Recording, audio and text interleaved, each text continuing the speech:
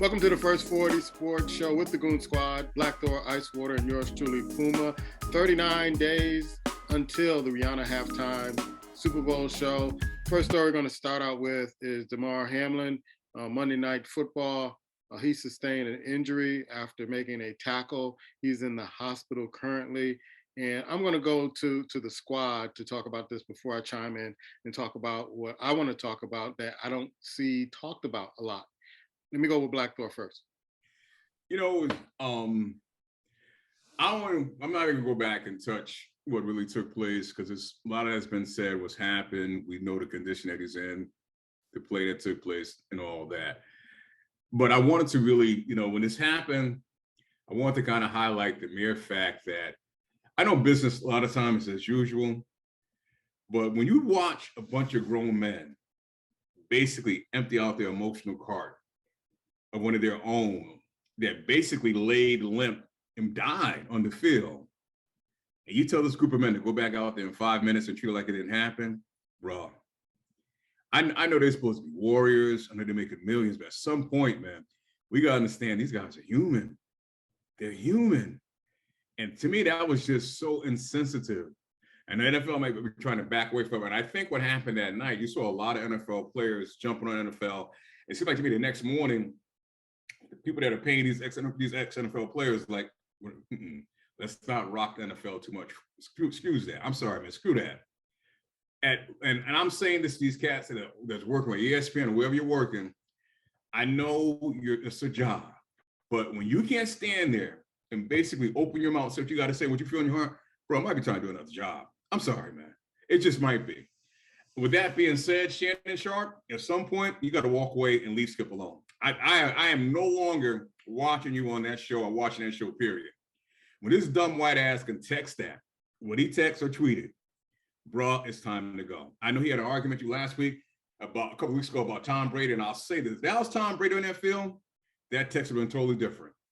That man might have had a nervous breakdown if that was Tom Brady. And we're not saying this, no one else said this, but at some point, I'll say, that cat is black. The majority of NFL league is black. They don't care. I'm not saying it's irresponsible to care, but it's more time that we have to start caring. So we got to start doing things to protect ourselves and not basically mumming ourselves. I'm speaking to cats now on television and radio. Bro, stop mumming yourself. Go on and speak out. Say what you got to say. Don't be afraid. If they don't want you because you go on and talk, then that's not the job for you. God will find something else for you to do. But to me, anytime an organization can tell a group of men, like a herd, forget what you saw, what you experienced, go back to your job. Within 5 minutes, I don't need to see anything else, man. Yeah. I mean, I pray that this young man comes back fully recovered. It's going to be tough. That I have in my heart. But outside of that, man, it's like, I don't know. I mean, it's heartless, bro. It's heartless. And they can try to dredge up all they want, this and that, whatever the case may be. At some point, we got to realize that's a vicious sport, and what they're paying you is not worth it in the end. Ice, what are your thoughts on this, man?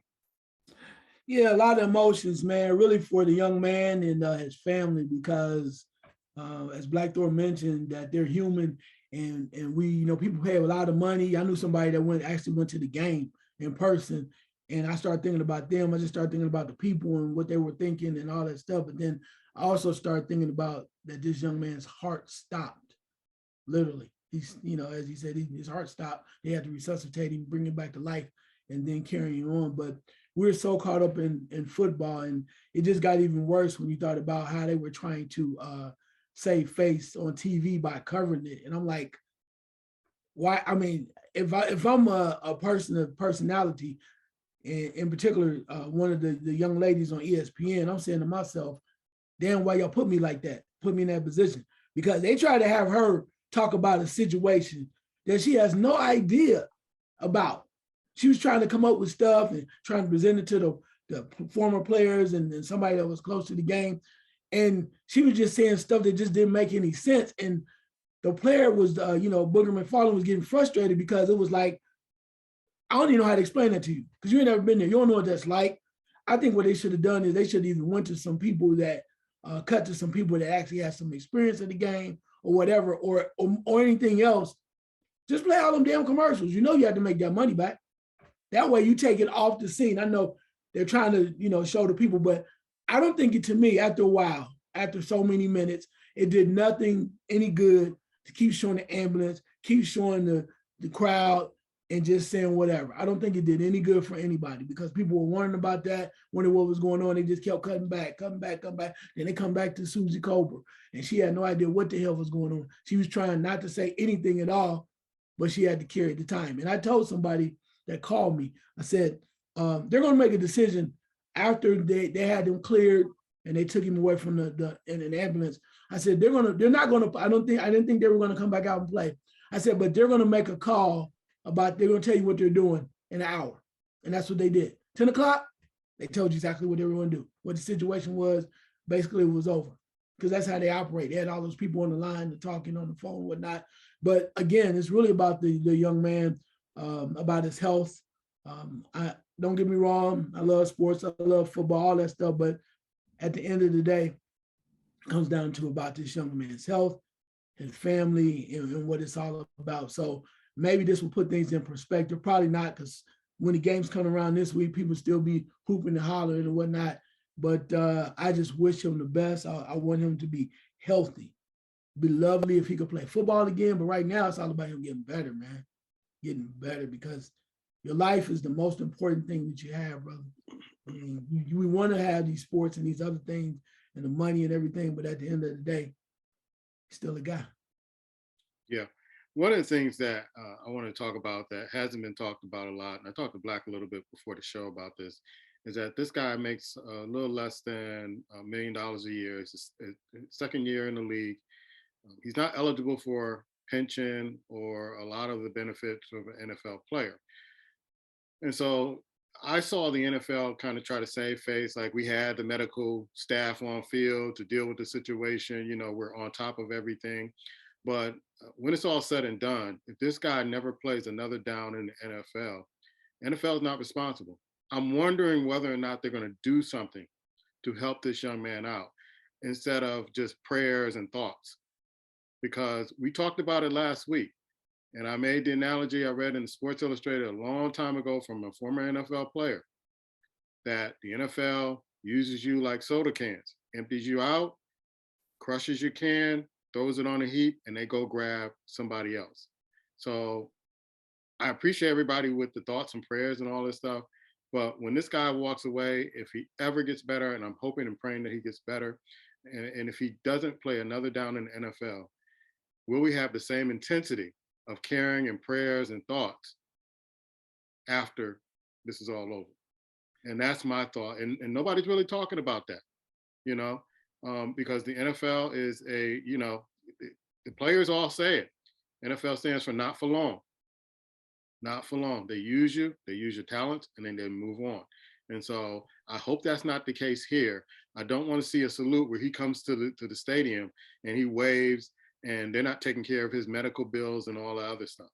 I don't want to see that, because we've seen that in the past where other players fall down and they're not taking care of the players that get hurt playing their game. Black, you want to say something else, bro? Yeah, I hear you, man. And, and I don't say this to be mean or funny. That sounds noble.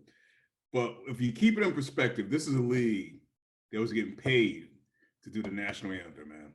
Mm-hmm. Think about that for a second. So I'm not saying they pick on one side, they pick on somebody. When you think about it, the NFL is about their perception, their image, that shield. So that sounds good. It does. But just go back to that night. Go back to that night. So you're telling me, if they're telling these other guys to play in 5 minutes, they're going to basically take care of his medical bills? That's not what I'm saying. But no, I'm wondering. I'm wondering. I don't have to wonder. Mm-hmm. Why would I mean, realistically, what is it to wonder about? Because to me, why am I expecting them to do something they haven't done in the last 40, 50 years? But care about their own bottom line, their pockets, bro.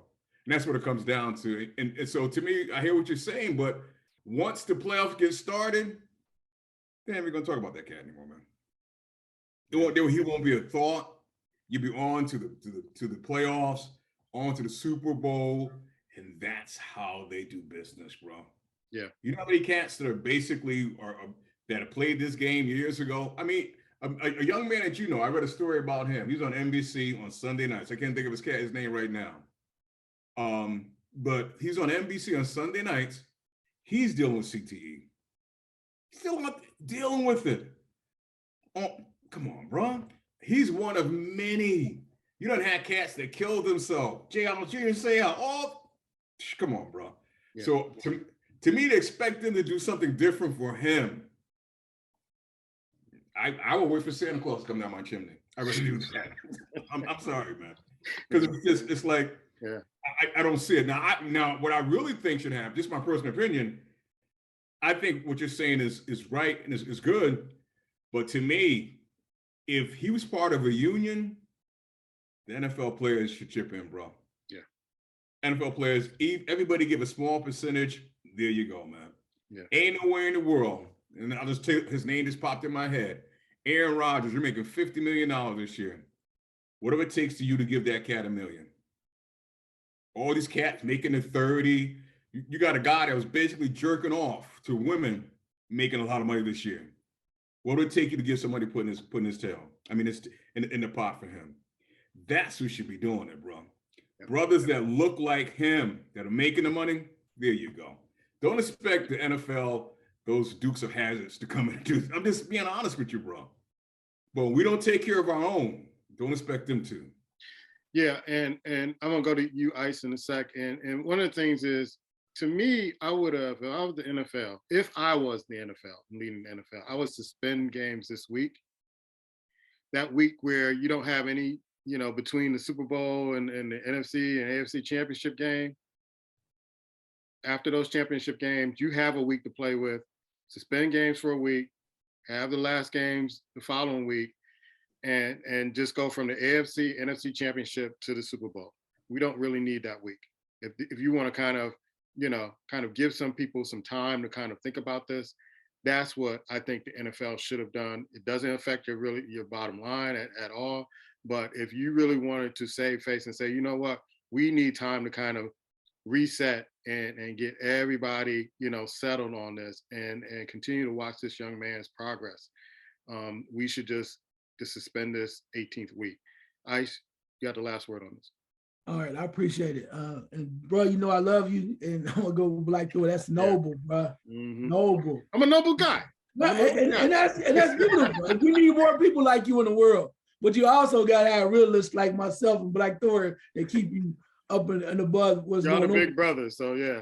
Yeah, because what's unfortunate about it is, dude, it's all about that coin, bro. Look, sure. The main thing was, it appears as if he's improving.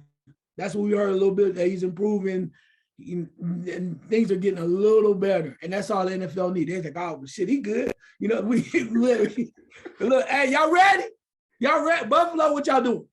Okay, we ain't gonna have that game that y'all supposed to play against next. We might postpone that because we got to play it, but we postpone it. But hey, you done have shit. That was last week. Look, he getting better. He feeling better. Everybody saying, Mama and them say he good. Also, too, I wanted to mention about you mentioned about what was going on as far as the money. I know they had a fund for him. Like there was like a toy drive fund. It was like They wanted to make $2,500. They got $6 million, bro. $6 million. And I know they ain't for the toy drive, but that's $6 million, bro. When they only expected to go was $2,500. $6 million. It's not a lot of money, but when you said that the man only make $1 million and he got 6 now, I for the people that did it, or even just out of generosity, I'm astonished, but I'm happy as hell, because that's what we're talking about. That's what, at the end of the day, that's what we're talking about. $2,500 now. I don't know what you're gonna do about the taxes and working out through that fund or whatever, but you have to call somebody. But they know the people. Some people, the billionaires know the people to call to get that done. But yeah, $6 million when you had $2,500 was the initial goal. But the NFL is like, all right, well, he good for a minute. They're all systems go, bro.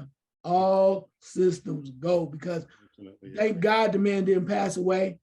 Thank God he's not on where he's not, in a coma, or like went to the point where you think he's not gonna make it, or his brain dead or anything like that. So when they heard he was getting a little better, shit, they like, look, hey, Roger Goodell, like, what they say? Did you get the word?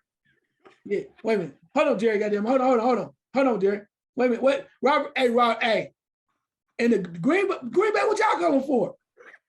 Pittsburgh. What? Yeah. All right. You want some time? We playing, man. All right. See you in Pittsburgh. All right. Bye. I'm just saying, bro. That's how they rolling. And I understand about the week and in between, but they use that week, bro, to hype up the Super Bowl. Hype up, get more money, get more cash, get more ads. And again, if the man was on life support, you might be able to get that one. But they say the man turned the corner. It just showed you how much they give a damn or don't. It just showed you. All right, he getting better. Oh shit. All right, hey, load up the truck. Where y'all at? Where you gonna be at? All right, they should drive them trucks now. They should be on the road. Let's get it. And they're saying, and they'll probably kind of put it in a way where this is what he would want. Well, watch this, man. What was his number? Number 3? Number 3, yeah. You're going to have number 3 on helmets. you have it on the field. I mean, they'll do a moment, talk about him every single game. Let's just get real, bro. Yeah. I mean, because in life, it does go that way. When things happen, you're supposed to move on. You're not supposed to basically come to a standstill. And I get that. And I know your heart is saying they should not play. I understand that. But I'm not saying they should not play this weekend. It doesn't take away. It's not going to do any good for him if they play or they don't play. It's not, bro. What happened.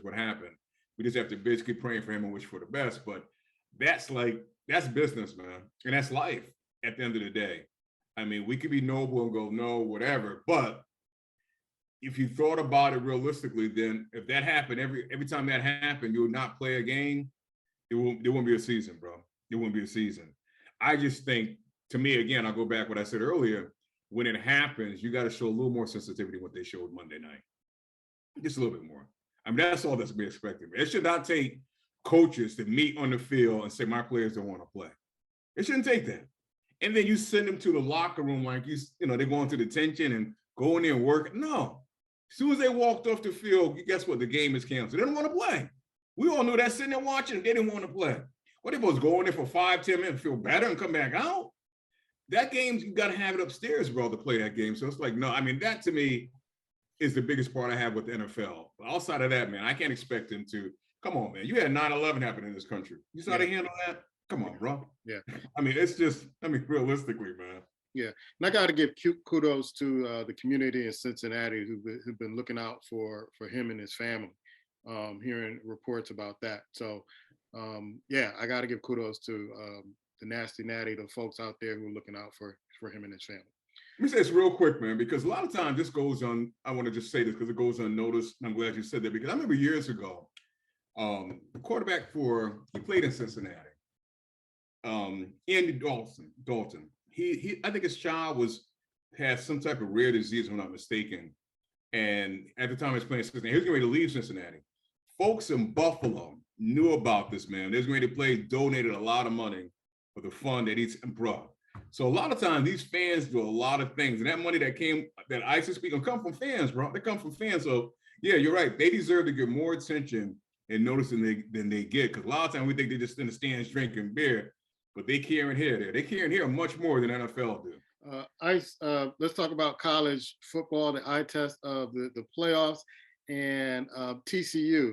I think I sent you a video of TCU. They do speed drills 2 to 3 times a week. And it was just apparent watching that game. But Ohio State stuck in there. They played hard. And we talked last week about, the coach being on the hot seat. I don't see that. TCU was game.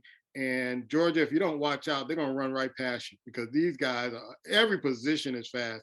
Your eye test of the college playoffs, sir. Yeah, I'm going to talk about TCU Michigan first. I went on purpose just to see what the people were saying the scores were going to be and what the experts had said. And almost to a man, that everything I read said that because, what Michigan did and how they beat Ohio State and how everybody talk about that's like the worst loss ever. That's cool. I mean, you saw it and you saw them unravel. That's cool.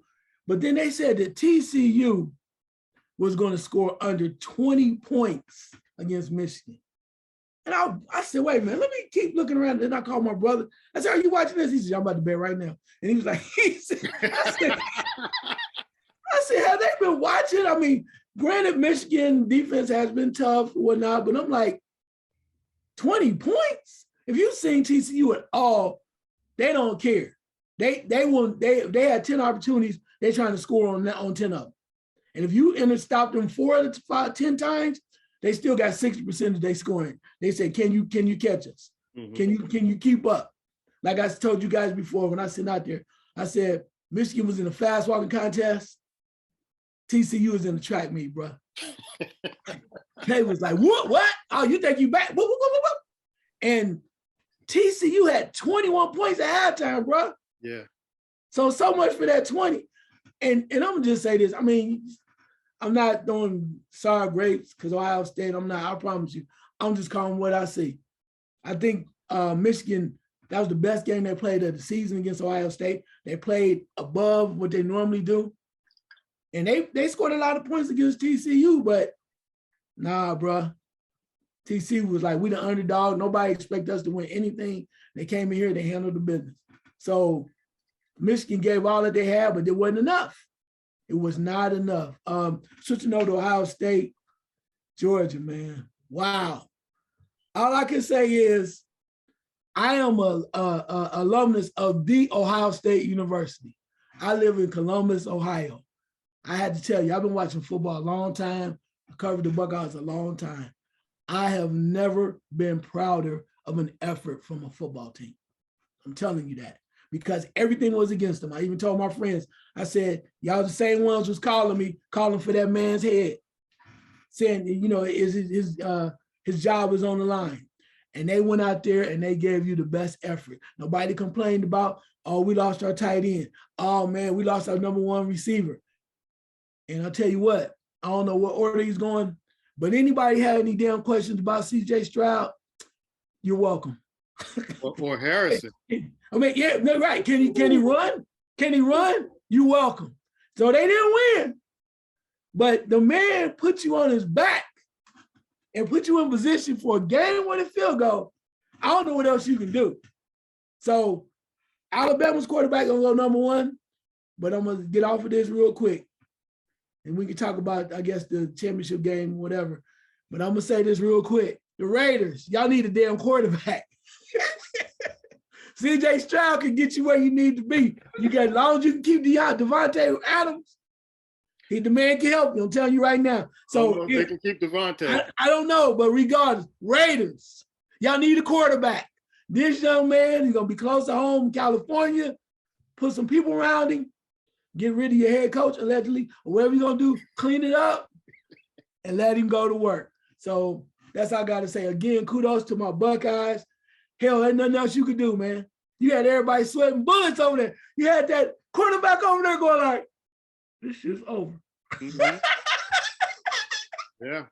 So, you know what? Kudos to the Buckeyes. Congratulations, Georgia. No, ain't no shame. But, man, you talk about a hell of an effort. Despite everything that was in the way, I've never seen you talk about all the what shoulda, coulda, we should have done this, all that other stuff. I don't even care. They were right there at the end, gave themselves a chance to win despite the situation. And at the end of the day in sports and in life, damn, that's good enough for me. Black, Ohio State almost pulled it off. I thought they had the game at the end with the field goal. And Michigan against TCU, it looked like Michigan was running in quicksand, and TCU was just running by them. They couldn't get a pass. The defensive backs were all over the receivers. They couldn't get any separation. And we talked about this earlier, and we're going to talk about this with Jim Harbaugh. Carolina, you see that, and you still want this head coach. Black, your eye test. I'm going to go to Ohio State first, man, because I didn't expect Ohio State to put on what they put on, man. I really didn't. I thought that game was going to kind of be lopsided. And with that being said, man, those cats, that's coaching, bro. I said it last week. That coach has a way of going in at halftime, coming out, and they're a totally different team, man. And for anyone anyone that wanted him to be fired or terminated. I don't get it. I don't know what more he can do. At the end of the day, you're one of the top 4 teams in college. I don't even care if they would have came out and got blown out and didn't even show good. So what? I mean, Georgia's good. I mean, Kirby has done a hell of a job down there, and Georgia's good. But they basically took it to them. They gave Georgia all they wanted, and as you said, they could have basically won the game. So I tip my hat to them. And I'm sure Georgia, when they went to lock when the game was over, they were scared. They may not show it, but they were scared because they know that game should not have been theirs. I said this, man. You can check the old shows, TCU. I said it when they were like ranked 8th, when it was 10th, 11th. I said, keep an eye out for TCU. And I watched him throughout the season. That coach, what he does with that team, man. I know you talk about the speed. And I know Ice talked about it a few weeks ago. When I watched that game, when these mofos came on and kicked a field goal, when they ran out there, and I think it was like 17 seconds left. Yeah, I remember that. They ran. These are considered unprofessionals. Think about that for a second. This is what they practiced. They ran out there and was poised and kicked that field goal. I was like, damn. And I honestly believe, I think Michigan took them lightly. I think Michigan, I'm not saying they would have beat them if they took them hard, strong, but you had the quarterback for Michigan telling his family during the game, yeah, don't worry, we're going to win this game. You're getting your ass kicked. I'm serious, man. You're telling your mother and your father, your girlfriend, bro, really? I mean, that's that cockiness of Michigan, and TCU did something about that, man. They just took it to them. They're not afraid of anyone. They're not afraid. They're well coached. They're prepared. They believe what they're doing. And that quarterback, his name may not get all the chatter. And think about, he wasn't even the starter for TCU when the season started. I think he got benched for another guy and came in when that guy got hurt. And that cat can play, can run, he can throw. He's going to be playing on Sundays at some point. So, yeah, man, I mean, TCU, they deserve it. I'm happy for him.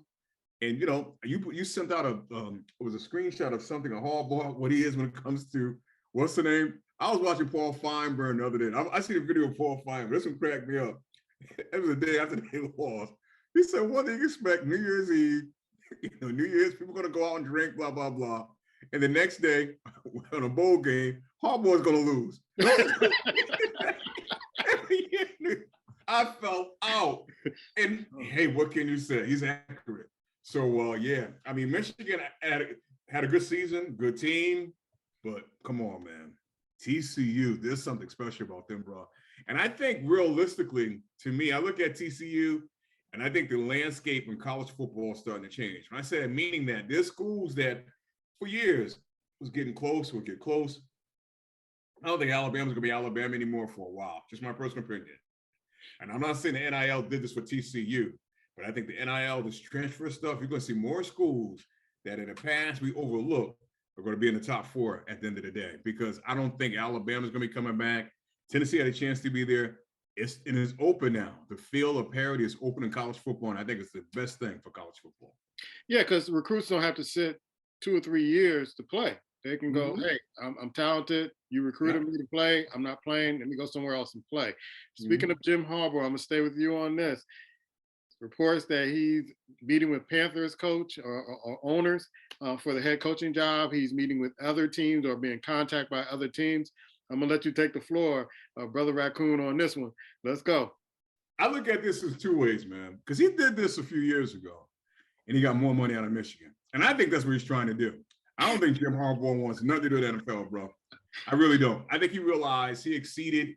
He had a great year. And what do you do? I ain't mad at him if this is what the game he's playing. If he's trying to basically get more money, a new contract out of Michigan and make more money, because let's face it, he did turn them around. He beat Ohio State, and that's what they brought him there for. Basically, Ohio State, they don't even care about winning a championship. So if he's doing that, I get it. But if he's out there basically really trying to come to the NFL, my problem is not with him. My problem with the people that talk to the NFL. That's my problem. Like David Tipper, the owner of the Carolina Panthers, you have a man on staff that took over, basically cleaned up the mess that you made when you hired that coach from Temple, which you still paying, by the way. Let's not forget, he's on contract, I think, for another 3 years. He came in, got rid of people that your general manager draft, basically did some things and turned his team around. And you have the audacity, the balls to call Jim Harbaugh for what? I don't understand it. So I said this to you guys before we got started. If I was him, I wouldn't even show up on Sunday. And I'm saying this to any Black potential head coach, do not take your ass to Charlotte to interview. Just don't do it. Don't go to Denver. Anyone that contacted Harbaugh that you hear of, do not go there and let them basically play you for the color of your skin. And the NFL, to me, if you're going to have a Rooney Rule, you got to do something about it.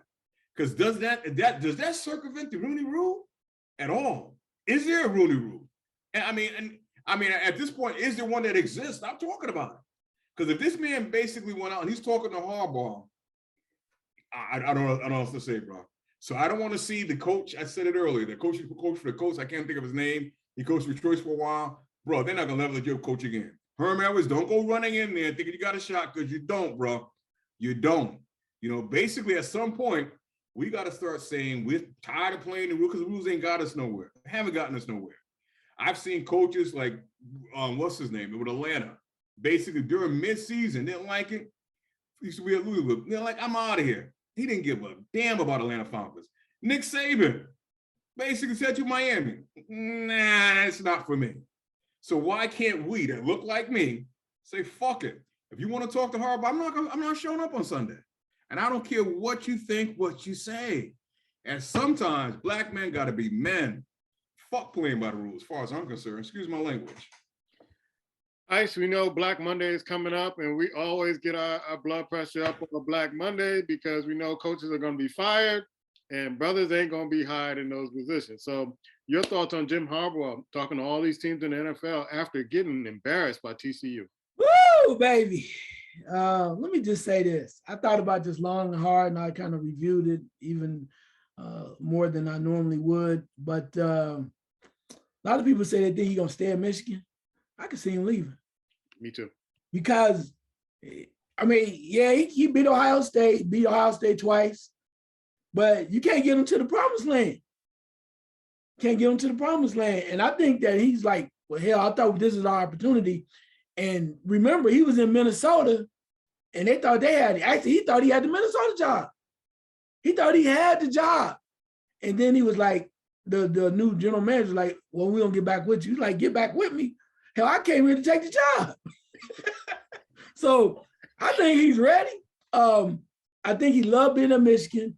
He loves beating Ohio State, but I think he also wants to win. And I think he wants to win on the highest level. And for him, it's like, you know, that college thing after a while it can, you know, recruits, and the NIL is different now. And, you know, if you don't want to spend that real money, and then now we're talking about going to super conferences.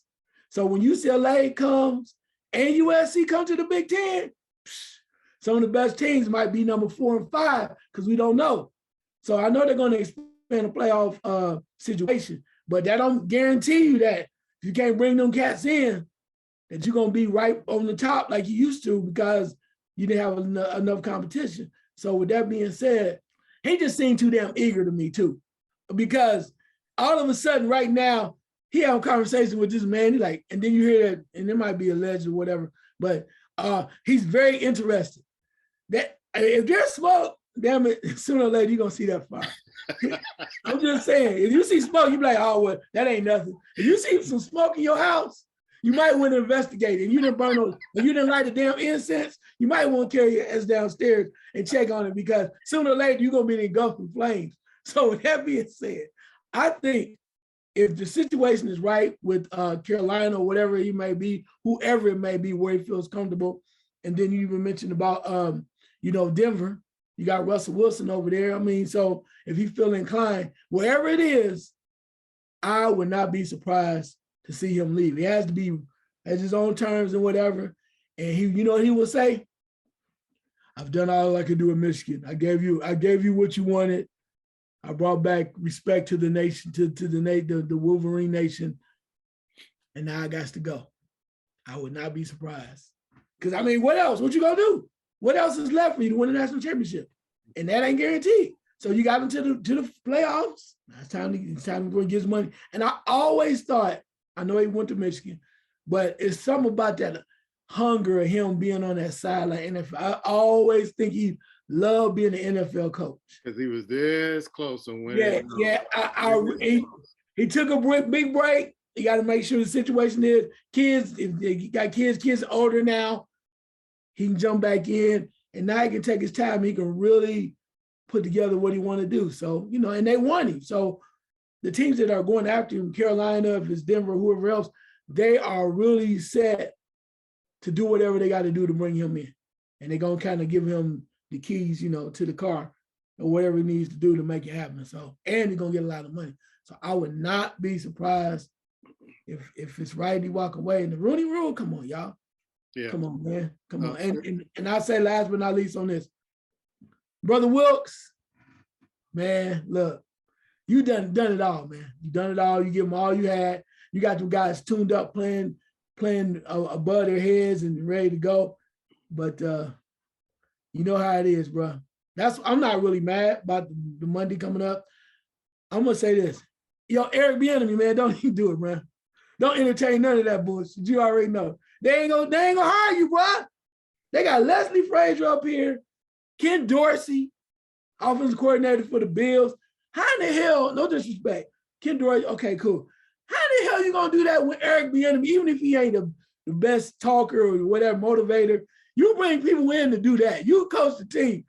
How are these dudes getting looks over this man? You've been with Mahomes and everybody. What else he got to do? Bring back OJ in his prime? Damn. But anyway, but again, I said, I'm not going to get angry. I'm going to keep it down. No, I'm not. I'm bringing it down. Because Eric Bieniemy, bro. Don't do it, man. Just keep doing what you do. Keep your check rolling. Mahomes going to be there for a while. Y'all going to get another one soon. I said, you know what? No, I'm good. I don't even want to do it. You know, stay tuned next week for Black Monday in the Wednesday show, because bet you, like Don Cornelius used to say, you can bet your last money it's going to be a stone gas, honey, because we say we're not going to get uptight, but we always do.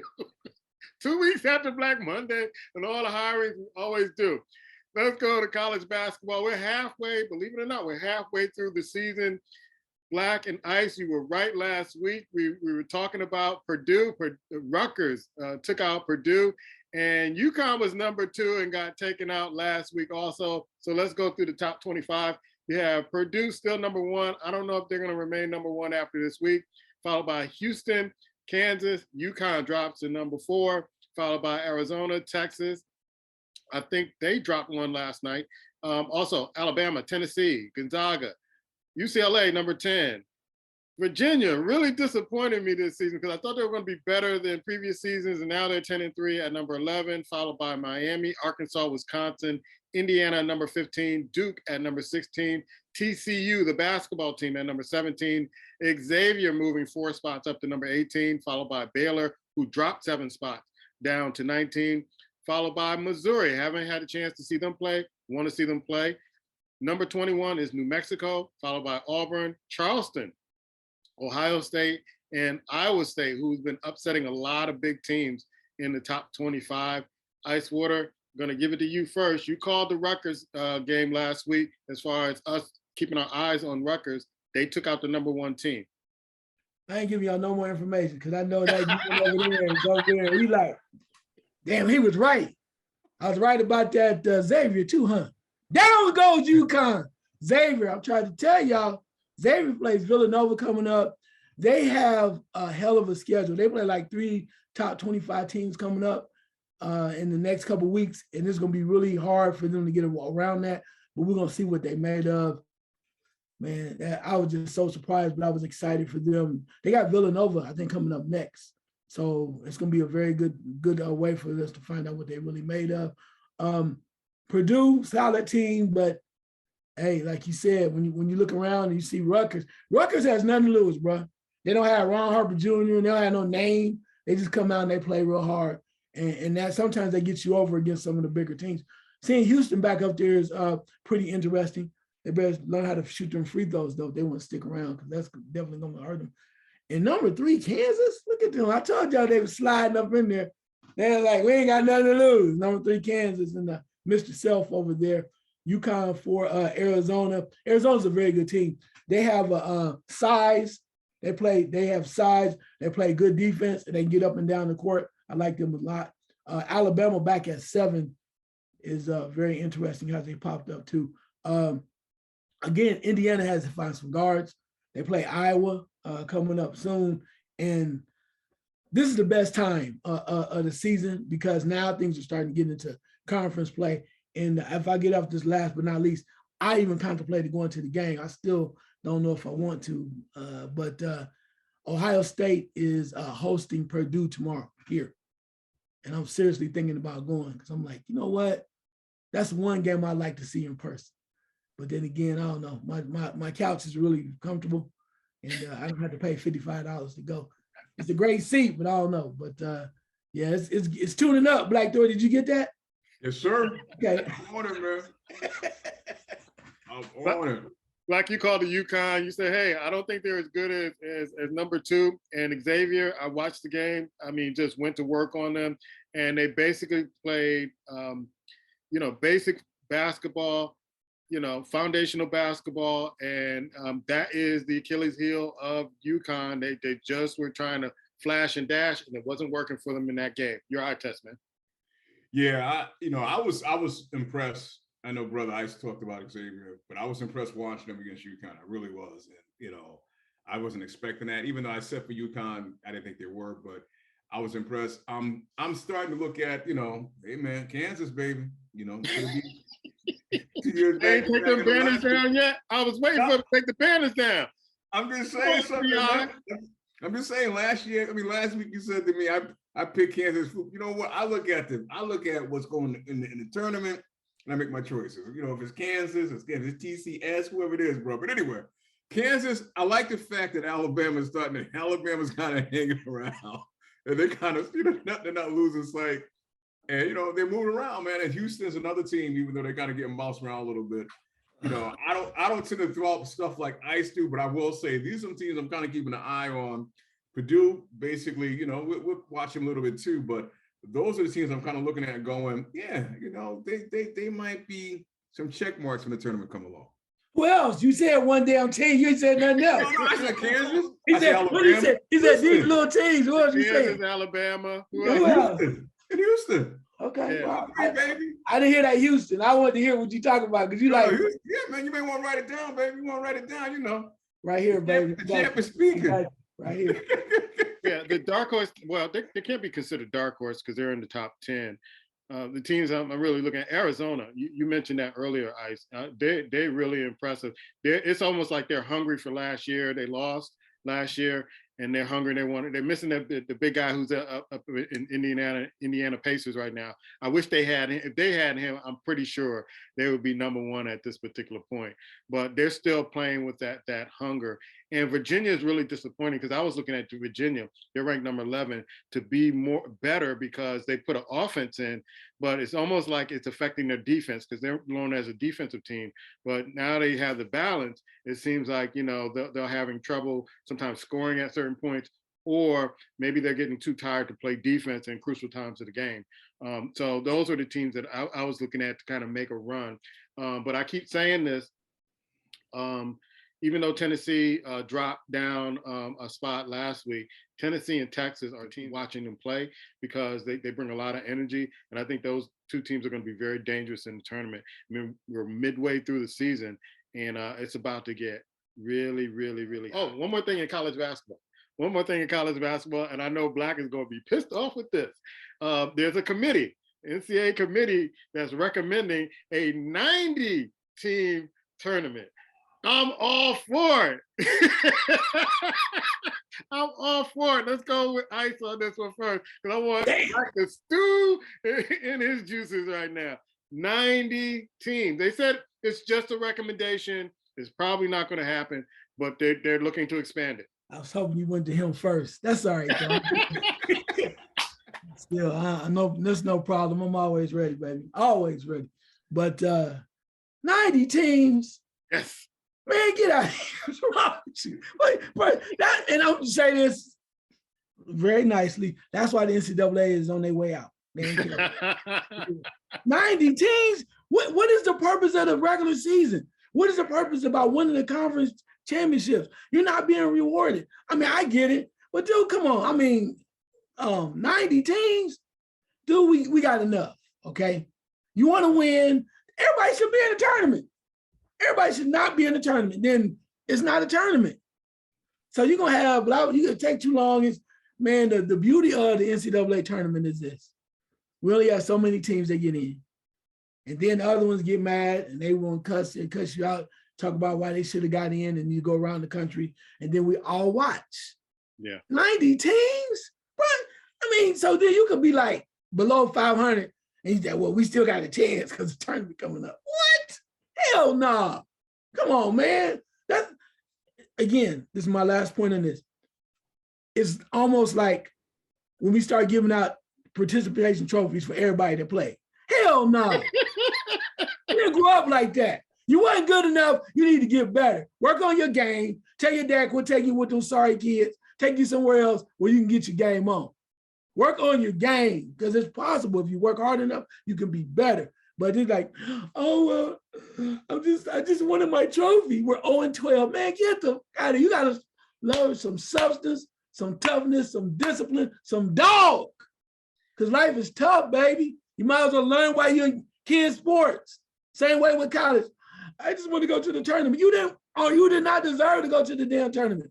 Well, my kids played hard and we played our participation fee and everything, and we bought cookies every week. They need to be in the gym working. 90, please, man. NCAA, y'all would be ashamed of yourself. And you wondering why they, last but not least, they contemplating the schools doing their own damn thing. You're going to be outside, bro, watching like, remember them good old days when we used to go to March and we make all that money and fool the people? And then you on the outside looking in because the schools is like, watching the old dinosaurs from NCAA, like looking around. And last but not least, how do you do this? The new president comes from the NCAA is a politician. Dude, what in the world is going on? Yeah. I see this. I see a number of things here, Black. Matter of fact, one of the things that I remember y'all used to laugh about the college football playoffs. And I'm like, there need to be more teams. And then that's coming around. But I see this knocking out the NIT. Nobody watches the NIT. But there's some good teams that, nobody watches the NIT. I know I don't watch the NIT. But I'm all for this. I'm all more wings, more beer, more sitting around watching basketball for the whole month of March. I'm all for this. And I can see like 2 or 3 years down the road, they do this and you go, okay, I'll accept it. Black. Can I say one thing before you jump in? 2 more days of bad basketball. Nobody want to see that. That's why they got the NIT. You didn't make it. You on True Network or Detective TV. You didn't make it. Detective TV. I mean, that I love. And one thing I'm going to pick out what he said is about the participation, bro. I mean, at some point in life, you got to realize it ain't always going to be fair. It's just not going to be fair. Same thing with overtime rules now. Sometimes they go overtime. I'm scratching my head like, okay, who they score for? Overtime used to be you score for game over. Yeah. And now we got ties. We got all this stuff. Bro, if you can't get it done in the fourth quarter, I'm done. I'm sorry, man. Make it 200. Put everybody in tournament in October. Start the tournament in October. Just play eliminate, bro, because you're killing it, man. You're killing it. You're killing it. You have Georgetown in there with a bad record trying to win. It's not going to work, bro. It's not going to be watchable. Even Las Vegas going to say, we're not even allowed to bet on these games, bro. It's not, I mean, some things you got to leave alone. You just do. Everybody can't make it in there, bro. We can't. It's just like, it's like an amusement park. You got to be this tall to ride. If you're not that tall, you don't ride. You got to win so many games. You got to play the best teams. It's just done. It's life. I'm sorry, man. Everybody can't always go and be happy. Yeah. You see college bowls now. Look at them. You got teams in there. I mean, I think UConn football, they won 6 games last year. How do you go to a bowl game, win 6 games, bro? 6. And you in a bowl game. I remember they was on TV, all the family happy. Yeah, they ain't done shit all year. What they get rewarded for? They ain't done nothing. So really, if that's what you want, long as you show with a jersey on, but again, you talk about accepted. No, it's not going to be accepted, man. I'm telling you, competitiveness is going to go this way. It's not going to work, bro. It's not. And we know it's all about this. That's what it's all about. money. But I'm sorry, man. There's something about the tournament. What is it, madness? 64 teams, 62.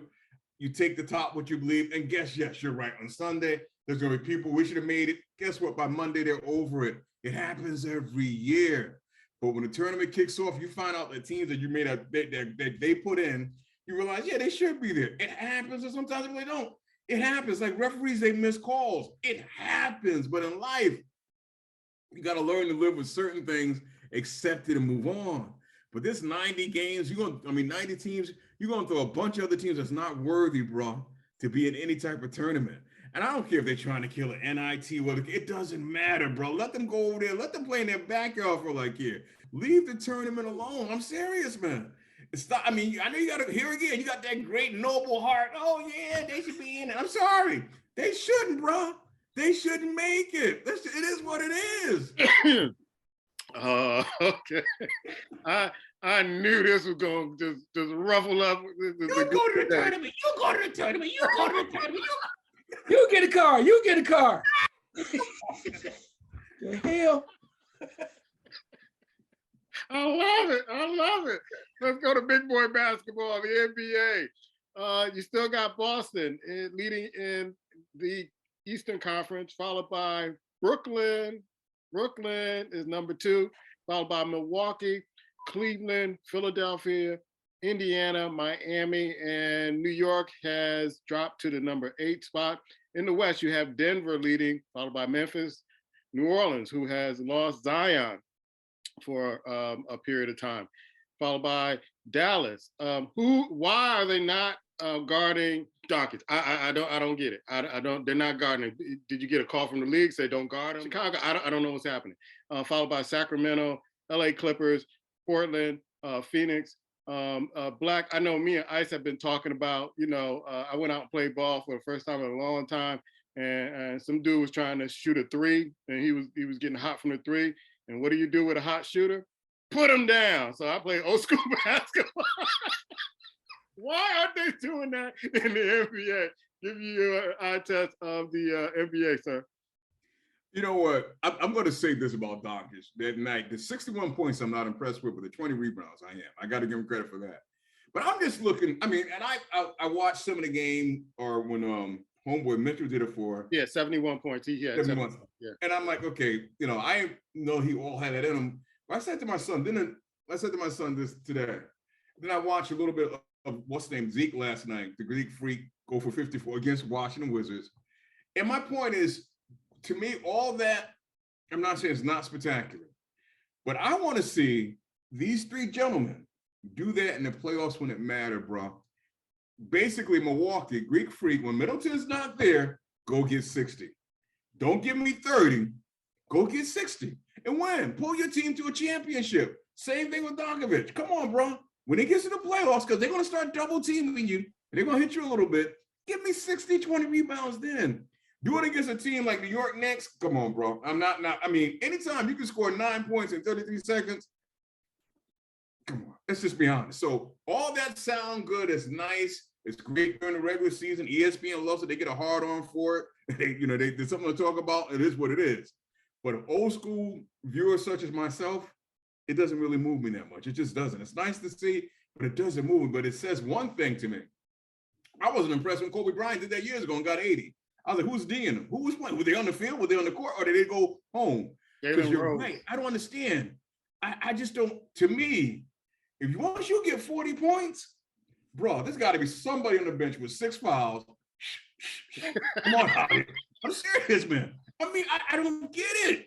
There's somebody on the bench. I don't care if he's 11, 12, man. You call him in. Whenever he shoots, hit him. Hit him. You know what I mean? You do something, but it's like now they stand back and put popcorn on their mouth instead of playing defense. You see, nobody guards him when he hit a free throw shot. I said to you that we talked about the one with Luka. My man banked it off the rim. You had 3 Knicks touch the ball. Randall touched it. You had 2 Knicks, and 1 Knicks tapped it to him. That's not rebounding, bro. The rebounds you grab with 2 hands, you come down. Not to mention, nobody boxed him out. Yeah. I don't know. It's the current NBA, bro. Current NBA. But I want to see that in the playoffs. Boston's doing their thing, and I have to admit, I am mighty surprised. Mighty surprised. You know, we talked about, you two gentlemen talked about it last week, that the Brooklyn Nets, what they're doing quietly, and no one's really talking about it, bro. It's like, maybe that's a good thing for them. Yeah. These cats are base, man. And then on the last 10 games. Who would have thought when Kevin Durant said, it's him or me, and he went and look what they're doing. I'm sorry, man. Damn, Kevin. Bro, maybe I've been wrong about you. I know you like ass. I might have been wrong about you. I might have been wrong. I'm sorry, man. Maybe you should become a general manager. You should become a / general manager player, bro. First time we ever seen that. Make him general. He ain't got to be the coach. Make him, bro. Come on, Boom. This man called it out. He called it out. Yeah. Jacques Vaughn, coach of the year in my book right now. Ice, your eye test, man. Yeah, you look at the East, Boston is still getting it done. I watched Boston the other night and they just freaky with it, man. I watched them against Milwaukee. They was like, your boy ain't here, huh? Watch this. I ain't got enough guns tonight, bro. Your boy ain't here. And he like, and then, you know, you get the Greek freak got dunked on. I was like, he's like, your boy ain't here. Huh?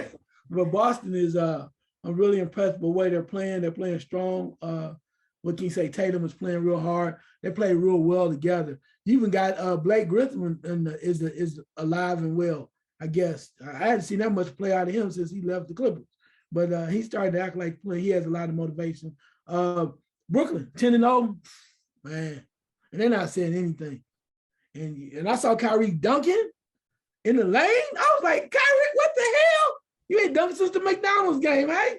I was like, the Uncle Drew movie. Yeah, I was like, ooh, but I was happy for them because I'm really happy for the coach, Jacques Vaughn. Put a lot of good work in, and a lot of people were naysayers, but now they're right there in the second slot. Milwaukee's 4-6 in their last 10, struggling without the big fella, at the forward slot. So that's really hurting them too. Man, I don't even want to say, even though I'm not really big one on scoring. I haven't been a big scoring fan since my man left, Gervin.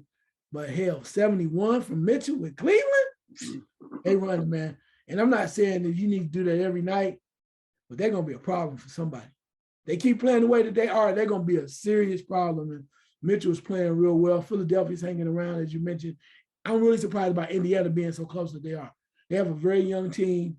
That old Rick Carlisle over there motivating some people to do some things, which is interesting to me. A lot of people not paying attention in that, was it the 7th slot or something like that? Miami's 7-3 in their last 10. Miami's making a move. And the Knicks are coming back to 5-5 in their last 10, coming back to earth, but that's okay. At least they're still hanging around. Watching Atlanta fall so dramatically is astonishing to me from what we're hearing. I don't know if this is true, but it does sound like Nate McMillan, every once in a while, he started getting on folks' nerves and teams start saying certain things. So I don't know if he's on his way out, but it does sound like that culture over there in the environment is really good right now. So we'll see what happens there. In the West, Denver is just playing straight ball, man. They don't care who it is, whatever night, bring it. Memphis is still at number 2. As I said before, I'm not going to keep too much belaboring that point about them just not being tough enough for me. I need to see in the playoffs.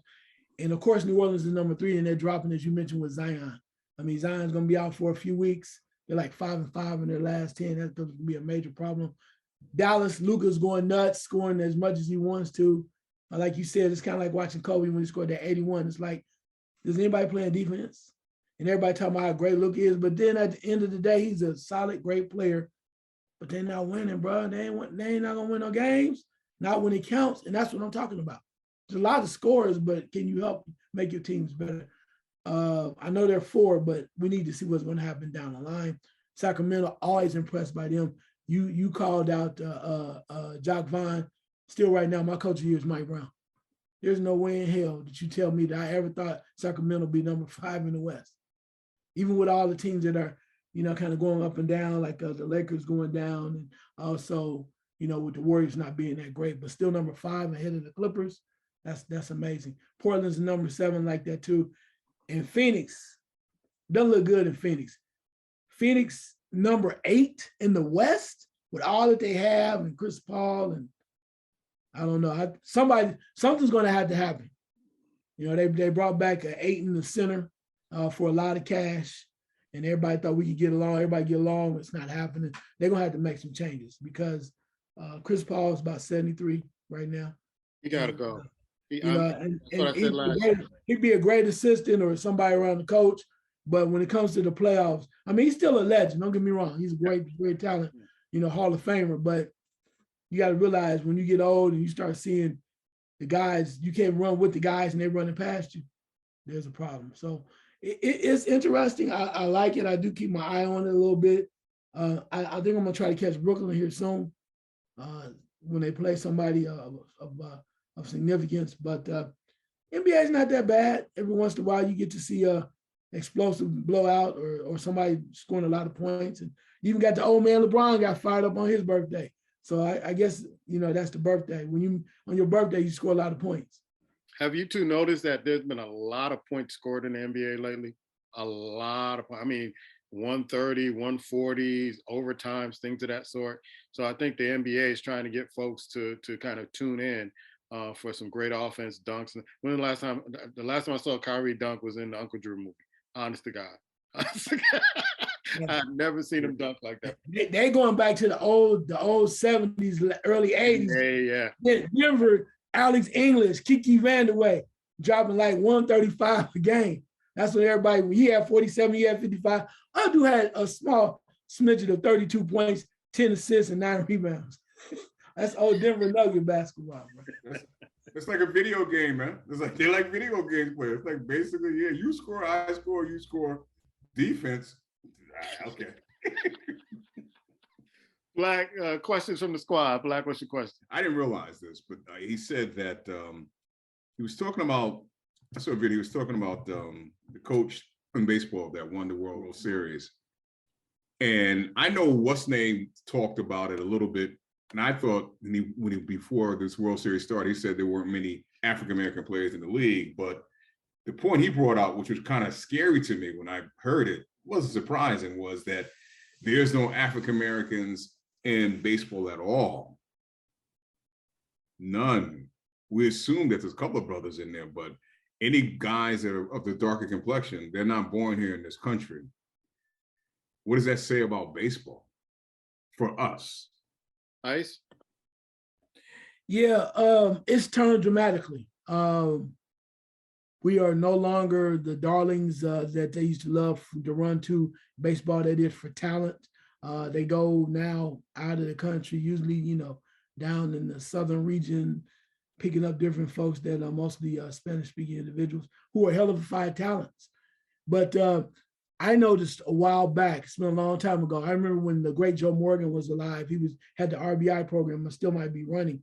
But this was my clue about knowing that less African Americans were going to be playing baseball in the major leagues on any level, for that matter. In fact, is when you start looking around your neighborhoods, there was a time where you would always go down the neighborhood and you would see a baseball field. You see 1, 2 little leagues and somebody cleaning it up and kids out there on Saturday morning. Those baseball fields are either somebody's building on them, they're parking lots, or they're not even moved at all. Nobody's manicuring the grass or anything like that too. So it is lost in the inner cities. You have some exceptions, but for the most part, when it comes to our kids, it's a lost art. So now kids are, of course, playing football, basketball. I mean, you got some kids playing soccer, but baseball, when it comes to us, you have a few exceptions. And I'm glad those guys are still in the league. But there was a time where we were so dominant in baseball that every time you turn around and when you look at the All-Star game, that's all you saw was us. So you would see, and my last point on this is, you would see a great player like the great Roberto Clemente, right? And he was in the minority because he was not from this country. Yeah, one of the things that I would say to that, Black, is that there's not enough investment in young African-American players or young African-American youth. But I would like to do some research on when the salaries went up in baseball, how it correlated with the number of African-American players playing in the league. I want to do that comparison to see whether or not, because one of the last people I know that got like a real big salary was Barry Bonds. And I remember my dad calling me and like, see how much Barry Bonds getting? You should have stuck with baseball. I told you you're gonna make more money if you play baseball and all that. But I want to see the correlation between when the salaries went up, when teams started paying all these players like, 300 for 10 years and all that other stuff, whether or not that correlated with African Americans being kind of pushed out of Major League Baseball. Your thoughts? I'm gonna take a different spin this time around, and I don't think Major League Baseball pushed us out, bro. I think we lost interest, and I say that because even us three, in a sense, we grew up a time where if we didn't want to like baseball, we was gonna like it anyway. And I say that because my father, if he turned on a baseball game, he couldn't watch nothing else. That was it. Once baseball went on that TV, you're gonna sit there, you're gonna watch it. So we kind of grew up, was kind of basically given to us. Now, another side of it is too, these kids look at baseball and they look at basketball and they look at football. There aren't celebrities of baseball, bro. Your shine, your brand, baseball doesn't breathe that, doesn't lend to that. So I think young generational folks don't look at baseball because they're not gonna get that adulation. It's not there. The money's there. They're not thinking about that at the time. But if you want way they see it, money, adulation, basketball, football. They know LeBron is there. They know they're there. So we haven't seen anything that will make our people, our kids, want to play baseball. I think baseball, if you're talented, I don't care if you could be purple, I think they're going to bring you in at this juncture. And I think they even tried. I think they tried. But like I said, where can you go and play baseball? I mean, for the most part, unless you're going to get on a team. I know I grew up with a field, and that's what we did. At that field, basically, we played baseball, we played football, anything else that we're going to play without the rim, we played on that field. But times are different. So I think over the years, I think our youth basically kind of started to shun baseball, and it's a slow game too.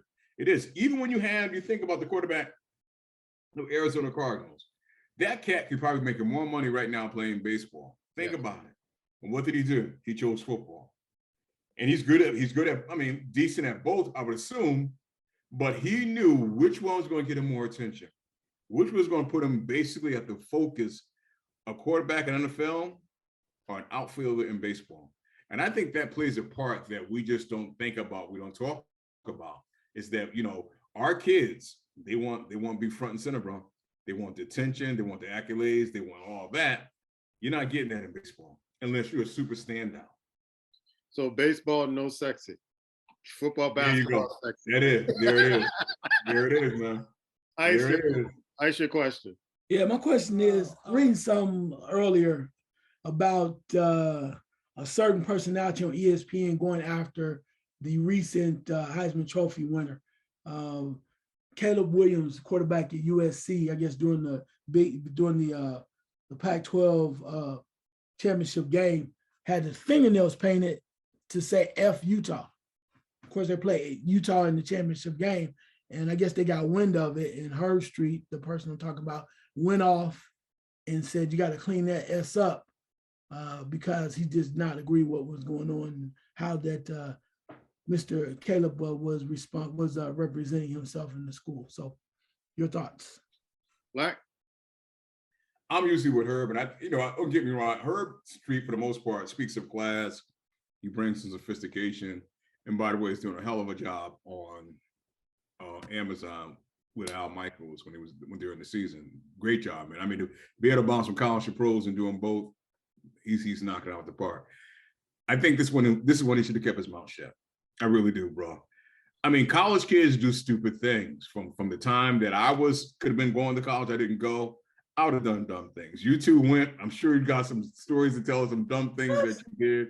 I'm just assuming, man. Yeah. And I think sometimes we look at these gentlemen, and you can't look at a 19, 20-year-old with a 50-year-old eye. You just can't, bro, because we all were there and we did some things. So if he did that to hype himself up, his teammates, whatever, so be it, bro. So be it. I mean, realistically, for the most part, that should have been so seen and not talked about. That's it. If it was shown on social media, it stays there. But Herb, you should be more focused what's going on in the field, bro. not what they're doing off the field. That's not your place, bro. That's the coach. If anybody should have went to and said something, maybe the coach should have said something, assistant coach, offensive coach, whatever. But that's not your place. Or as parents, your job is to commentate what's going on between the lines. You should not make yourself to be the college policeman. What's going on with these young men? That's not your job. It's too big of a job. You can't do it, man. Again, these are young men, young women. They're going to do some things that we may not appreciate. It's not your place, man. Who decided you should be the one that basically bring down the hammer and try to clean up sports? No, you can talk about what's going on in the field, what's going on with the business, but at the end of the day, man, he's a young cat that's not getting paid to play a grown man's game. He's liable to make mistakes. Yeah, it happens. I'm glad there are no camera phones when we were going to school. That's yeah, no camera. Man, I'm so glad there were no camera phones. Anyway, I think some commentators want to be bigger than the sport sometimes, and so they'll say and do things. But it's just really interesting how certain players, they won't say anything that do more egregious things than what Caleb Williams did. And they won't say anything. They kind of let it pass. Oh, they're college kids. But when it looks like one of us and we're getting the star power and all that other stuff, we seem to be criticized a lot more than our counterparts. So that's the way I kind of looked at it, because I really don't pay attention to Herb Street. I think he played for Ohio State and, was in college football. But as a commentator, he doesn't really move the meter for me. So I really didn't pay attention to what he had to say. I just thought that here's another opportunity. And you see a lot of talking heads, opportunity to say something that they don't like. That has really nothing to do with the game. It's, you do a lot of stuff in college. And sometimes who's to say that he didn't do something that would have been frowned upon when he was going to school also. So those are college kids. I think Black is absolutely right. If anybody has something to say about it, it should have been the coach. It should have been somebody on that team instead of him. Now, he wants to bring it out and he wants to talk about it. That's fine. But I can criticize times where he turned a blind eye to certain things that players did, that he made like that player, or the player didn't have the same color as Caleb Williams. Ice? Yeah. When I read it, I was like, oh, okay. Then I was like, wow, let me think about this from an perspective. And Herb Street, for the most part, is pretty straight up dude, he's from outside the city, outside of Dayton, where we grew up at, went to Ohio State. So I've, become familiar with him. But on this situation, I don't know if you should make that such a big deal in regards to, because I blame the other parts of the media too. Because it becomes a big deal because you're showing it, right? If he does that and he has it and he's showing it, if he's on social media promoting it, is one thing, but I'm not sure that's the case. If you're on TV and he's showing you with his knuckles like that, F Utah, then you're adding to whatever he's playing into. And as a young person, as you said, he's gonna do stupid stuff. What's ironic to me is they still lost the damn game. Yep. You know what I'm saying? So that to me is kind of hilarious, because you might say F Utah. Utah is like, man, please. We basically took your playoff berth. So see, if it was me, if I was playing, I would have spun that. Like, look, guess where you're not going? So F us, moving on, but that's another day. But I think, like you said, they're young people do stupid things, and, you try to hope they don't do stuff that doesn't hurt anyone. But as you mentioned before about looking out of a 50, 60, 55-year-old lens, and you try to say, yeah, that's what I'm talking about. Has no structure, no self-respect, doesn't know how to do the right thing. And back in my day, we would never have anything like that. Coach Hayes would never allow that. He would slap the hell out of one of us if we ever tried that. That's not your day, baby. Not your day, not your time. And things happen. I mean, people do stupid stuff. I can't even tell you, like you said, they had cameras back in the day. Woo! And I wasn't even a famous athlete. It was been like, God damn, for real, did you? Yep, I did. Was that you? Yeah, mama. Why? Hey, he asked for it. Why? But did you have to light the fire, mama?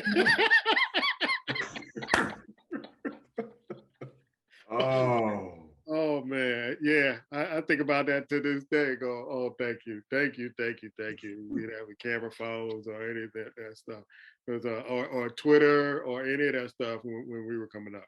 Oh my God. Last second shot, Black. It's always things that are happening that allow us to kind of sit back, analyze, and maybe change and do some things different. And I think if anything, man, for one thing that happened, we saw on Monday night, we all can learn from it, adjust, make some adjustments, and be a little better. That's all. Ice. Prayers definitely going up to the Hamlin family as well. But as much as I love it, I'm not trying to move on or anything like that. But Ohio State Buckeyes, much love, baby. Much love.